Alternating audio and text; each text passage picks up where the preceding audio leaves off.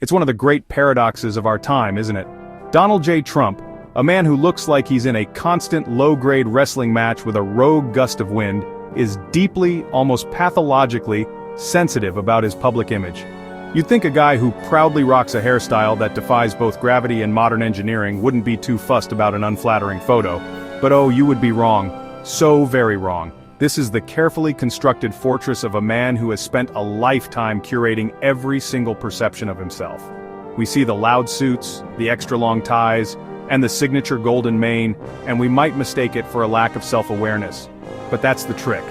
Every element is a deliberate choice, a piece of armor in the battle for public perception. He isn't just getting dressed in the morning, he's preparing for war.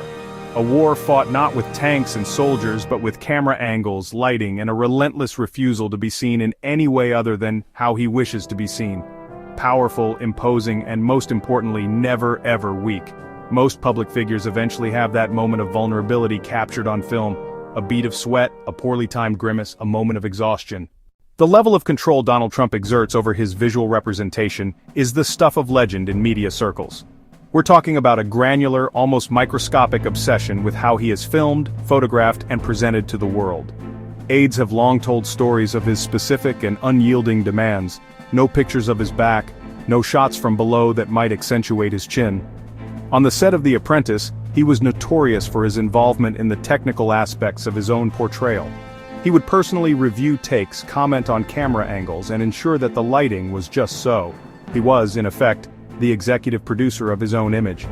This training ground taught him that reality is malleable, and that what people see on a screen is often more powerful than what exists in the real world. He brought that Hollywood mindset to Washington, treating the White House press briefings like a new season of his show, with himself as the undisputed star. I remember once seeing a candid photo of him on a golf course.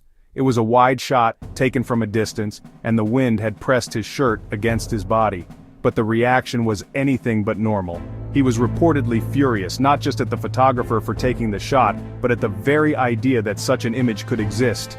It was a breach of the unspoken contract he believes he has with the world. You will only see me as I allow myself to be seen.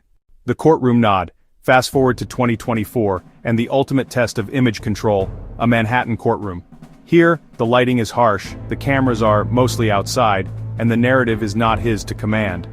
During his criminal trial, reporters in the room began to notice something. On multiple occasions, Trump appeared to, well, doze off.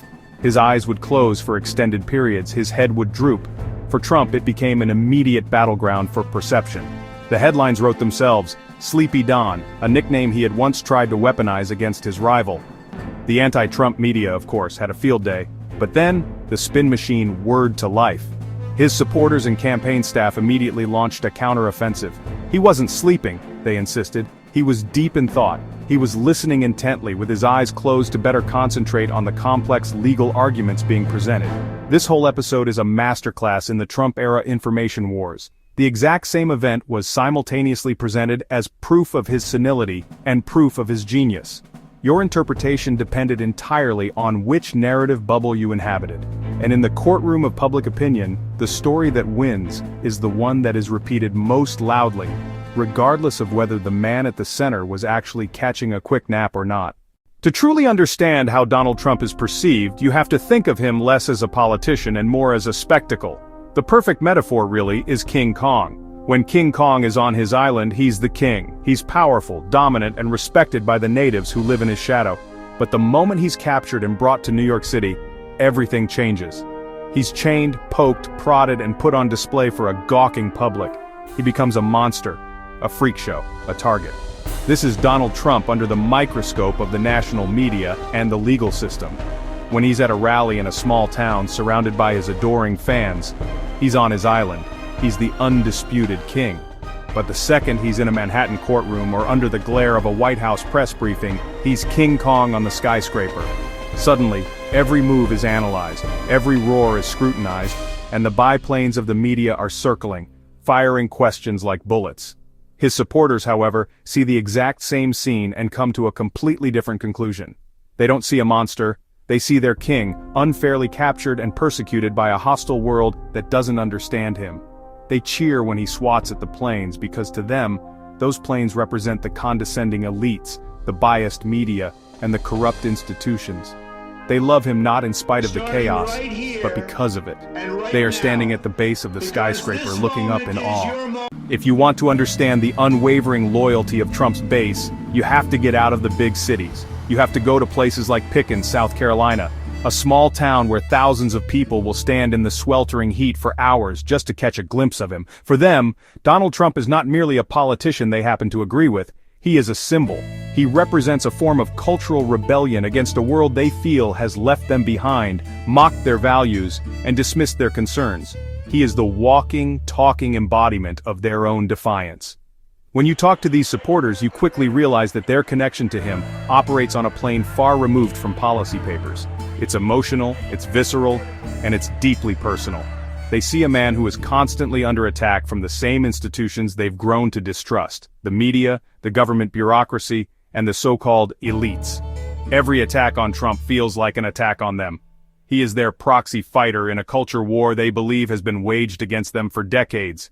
His willingness to be impolite and to fight back is not a bug, it is the central feature of his appeal. He's the only one who's not afraid of them. Another common refrain is, he may not be perfect, but he's our guy. This is the language of family, of tribal loyalty. The more he is attacked, the more fiercely they circle the wagons to defend him, because his survival is intertwined with their own sense of dignity and validation. The deep, emotional loyalty that defines the Trump movement is often misunderstood, but the bond between Trump and his supporters is forged in something more fundamental: the feeling of being seen. For millions of Americans, particularly in small towns and rural areas, he was the first major political figure in a generation who didn't just speak to them, but seemed to speak for them. He didn't talk down to them or treat them as a demographic to be managed. He showed up, and his presence alone was a powerful act of validation. For decades, many of these communities felt ignored by both political parties. Then came Trump. He didn't just visit, he held massive festival-like rallies. He reveled in the energy of the crowd. He mirrored their language, voiced their grievances, and made them feel like the center of the political universe. A supporter once told a reporter, "I feel like he sees us. The people in Washington, they fly over us. He flies to us." This emotional connection is also built on a shared sense of nostalgia and perceived loss. Trump's promise to make America great again resonated deeply. They remembered a time of manufacturing jobs, strong communities, and a more clear-cut sense of national identity.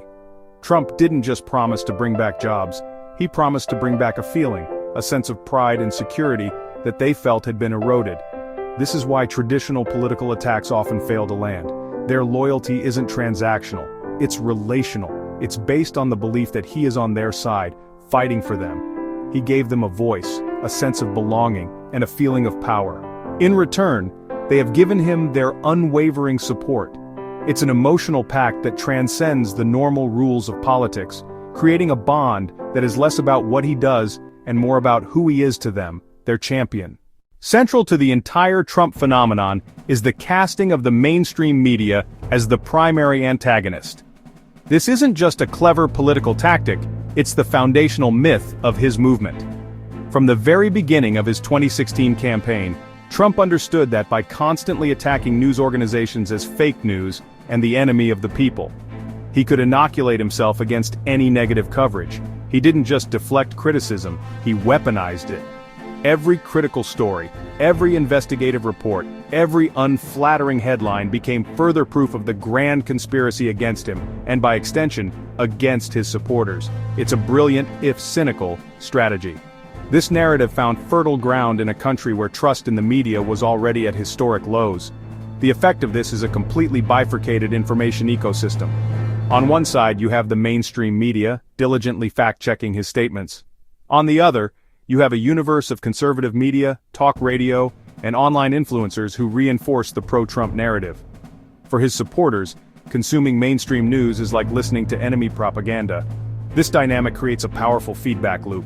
The media reports on a Trump controversy. Trump attacks the media for being biased and unfair. His supporters rally to his defense, their distrust of the media reinforced.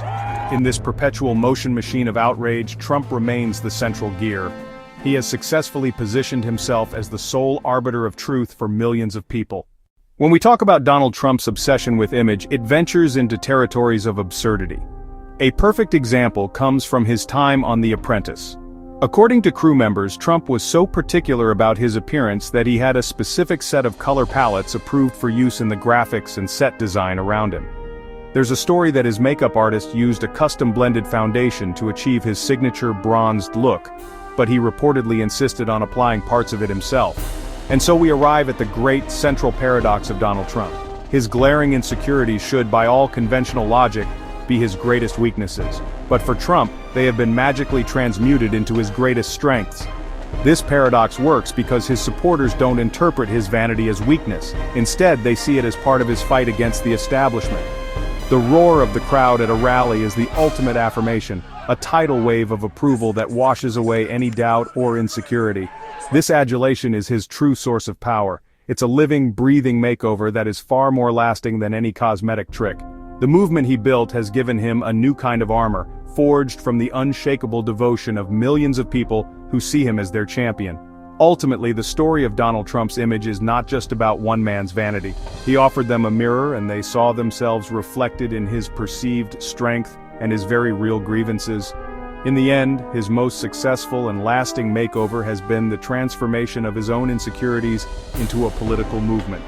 The loyalty of his base is now his greatest asset, a permanent filter that ensures he is always seen exactly as they need to see him. Strong, defiant, and forever their king, even when the cameras are off and the lights are down.